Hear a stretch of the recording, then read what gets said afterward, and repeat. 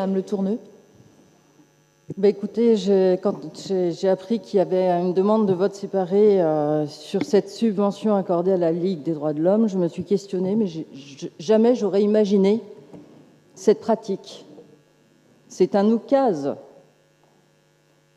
Que pensez-vous, Monsieur Compagnon, du pluralisme? Que pensez-vous, Monsieur Compagnon, de la nécessité en démocratie d'avoir des contre-pouvoirs? Et quelle considération portez-vous à cette association emblématique qui fait l'honneur de la République, qui fait l'honneur de la France, qui fait l'honneur de Rennes? La Ligue des droits de l'homme, fondée en 1898, le 22 janvier 1899 par Victor Bache, ici à Rennes.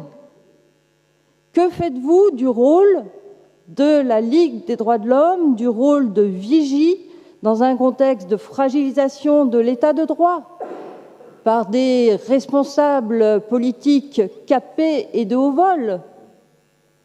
Que faites-vous du rôle de la Ligue des droits de l'homme quand on voit la multiplication des situations de vulnérabilité qui portent atteinte aux droits fondamentaux, aux droits humains, à la liberté, à la dignité?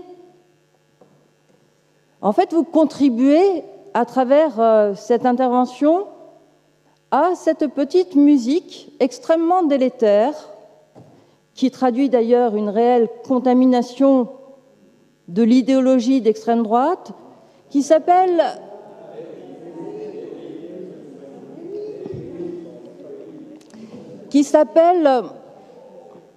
la criminalisation des militants et des militantes.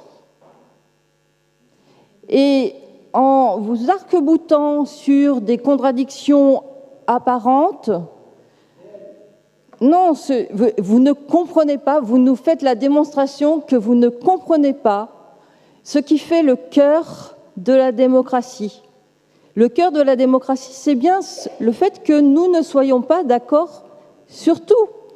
C'est le fait qu'il y ait une pluralité d'acteurs. Il y a des militantes, des militants, des activistes, il y a des militants des droits humains et il y a des responsables politiques.